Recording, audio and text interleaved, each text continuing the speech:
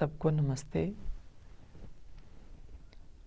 गीता में कर्मयोग पर बहुत ही ज़्यादा प्रकाश डाला गया है और कर्मयोग व्यक्ति कैसे अपने जीवन में अपनाए, कैसे वो निष्काम कर्म कर सके, उसके लिए आगे ध्यान योग के बारे में बताया है कि व्यक्ति अपने उस मार्ग पर चलने के लिए, अपने उस लक्ष्य को प्राप्त करने के लिए ध्यान योग को अपने जीवन में स्थान दे, क्योंकि उस ऊंची स्थिति को प्राप्त करने के लिए ध्यान हमारे लिए बहुत आवश्यक है।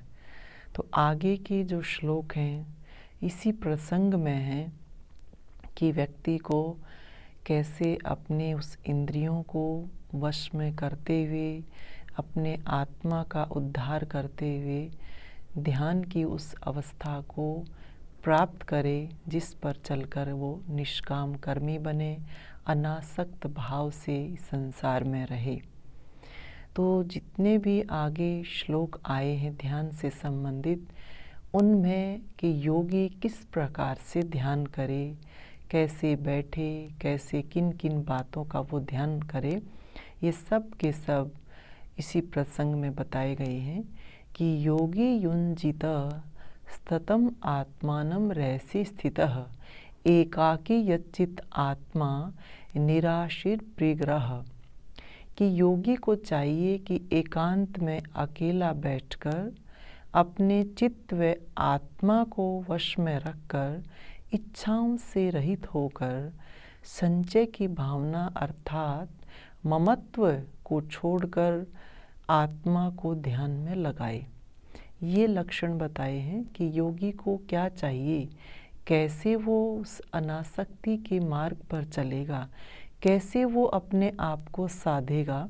तो सबसे पहले कहा है कि एकांत में अकेला बैठकर, एकांत में वो बैठे और अपने चित्त व आत्मा को वश में रखे, इच्छाओं से रहित हो जाए और किसी भी प्रकार का परिग्रह का भाव उसके अंदर ना रहे, संचय का भाव ना रहे। ये सब छोड़ करके वो अपने योग में स्थित हो जाए, अपने योग में ध्यान लगाए। आगे इसी प्रसंग में क्या बताया कि शुचौ देशे प्रतिष्ठाप्य शिथिरम आसनम आत्मानः नात्युच्छरितम नाति नीचम चैलाजिनो कुशोत्तरम। कि स्वच्छ स्थान पर अपना आसन बिछाकर ऐसी जगह ना अत्युच्छरितम कि ना अधिक ऊंची हो, ना अति नीचम, ना अधिक नीची हो, और कपड़े, मृगचर्म और कुशाओं को बिछा करके, और उसके बाद तत्र एकाग्रम मनः कृत्वा यच्चितेन्द्रिय क्रियः उपविशासने युञ्जात योगम आत्मविशुद्धये। कि वहाँ मन को एकाग्र करके चित्त तथा इंद्रियों की क्रियाओं को रोककर आसन पर बैठकर समम काय शिरोग्रीवम धार्यन् चलं शिथिरः संप्रेक्ष्य नासिकाग्रम स्वं दिशश्चानवलोकयन्।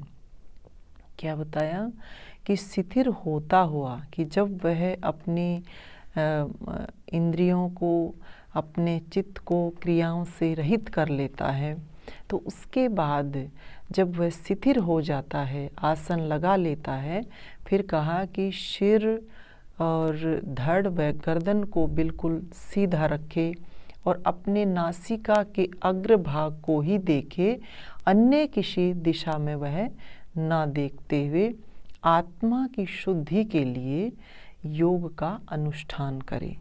तो इन बातों का हमें विशेष ध्यान रखना होता है कि जब भी हम ध्यान करें तो किन किन बातों का ध्यान करना बताया, किन किन बातों के ऊपर हमें ध्यान रखना है। सबसे पहले तो जब हम ध्यान की उस अवस्था में जाएं, सबसे पहले तो होता है कि हम आसन लगा करके बैठ जाएं। और आसन कैसा बताया कि पहले कुशाएं बिछाएं, उसके बाद उसके ऊपर जो है मृग चरम बिछाएं, जैसा भी। और उसके बाद फिर जो है मुलायम कोई भी ऐसा कपड़ा बिछाएं जिसके ऊपर बैठ कर के हम अच्छे से ध्यान लगा सकते हैं। और जहाँ पर हम ध्यान लगाएं वह स्थान बिल्कुल एकांत में हो, शुद्ध वातावरण हो, किसी भी प्रकार का शोरगुल उसके अंदर ना हो। और जिस जगह पर हम बैठें वह जगह भी ऐसी हो, ना अधिक नीची हो ना अधिक ऊंची हो। और मन में किसी भी प्रकार की कोई भी इच्छा ना रहे। इंद्रियों को बाहर के विषयों से रोक लिया जाए और हमारी गर्दन और हमारा धड़ और बिल्कुल सीधा होना चाहिए। सिर जो है वो बिल्कुल सीधा होना चाहिए और हम किसी भी दिशा में इधर उधर ना देखें। नासिका के अग्र भाग को देखते हुए कि हाँ, अब जो है मेरा सिर, मेरा धड़ और मेरी गर्दन बिल्कुल सीधी है। जब नासिका का अग्र भाग देखते हैं तो ये तीनों जो है वो सीधी हो जाती हैं। और फिर बैठ कर के हम आराम से ध्यान करें, किसी भी प्रकार का शोरगुल किसी वातावरण में ना हो। तो जब इस प्रकार से बैठ कर के एकांत में हम योग का अभ्यास करेंगे तभी हम जो है उस मार्ग पर चल सकते हैं, तभी हम अपनी उस अध्यात्म की, उस आत्मिक शक्ति को प्राप्त कर सकते हैं जिस पर चल कर के हम कामनाओं से रहित हो जाते हैं। और इसमें यही बताया है कि हमें अपरिग्रही होना चाहिए। और अपरिग्रही का मतलब केवल ये नहीं होता कि हम और जितनी भी वस्तुएं हैं उनका संग्रह करना छोड़ दें, नहीं, साथ साथ विचारों का, बुरे विचारों का संग्रह करना भी हम छोड़ दें। किसी भी प्रकार का कूड़ा करकट अपने उस अंतःकरण में ना भरें। अपने इंद्रियों को जो भी बाहर के विषय हैं उनसे रोक करके रखें कि अब ध्यान में हम बैठ गए हैं तो ना देखें, ना सुने, ना खाएं, ना पिएं। सारी इंद्रियों को बाहर के विषयों से रोक दिया जाए, जिसको हम प्रत्याहार कहते हैं।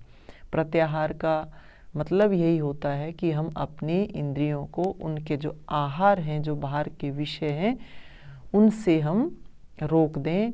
सभी इंद्रियों को वहीं पर अंदर ही योग में ही स्थित करें, योग का अनुष्ठान करें। तो बैठने का अपना एक नियम होता है। ये नहीं होता कि जहाँ पर बहुत ज़्यादा शोर शराबा हो रहा है, वातावरण दूषित है, वहीं पर हम बैठ जाएं। और जहाँ भी बैठें प्रतिदिन अपना जो आसन है वही आसन रखें और जिस स्थान पर हम बैठते हैं वही स्थान हमारे लिए निश्चित होना चाहिए। शरीर में किसी भी प्रकार की कोई कंपन ना हो, कोई चिंता ना हो, किसी भी प्रकार की चिंताओं से मुक्त होकर के, इच्छाओं से रहित होकर के, ममत्व के भाव को छोड़ते हुए किसी भी प्रकार का के शरीर में कंपन ना हो, किसी भी प्रकार की हलचल ना हो, मन को बिल्कुल शांत करके बैठेंगे तभी हम उस ध्यान की स्थिति में जा सकते हैं।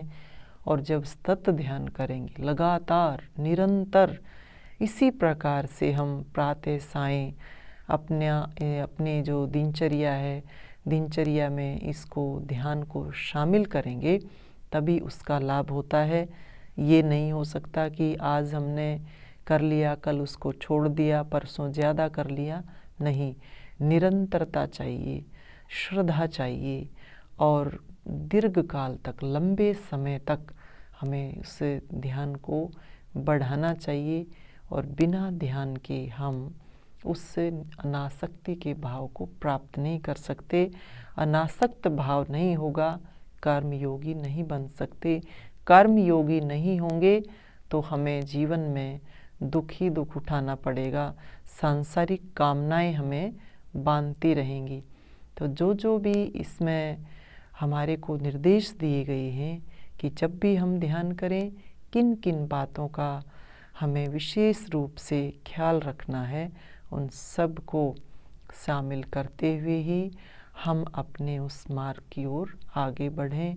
ध्यान योग को अपने जीवन का हिस्सा बनाएं, तभी हम अपने जीवन को सार्थक कर पाएंगे।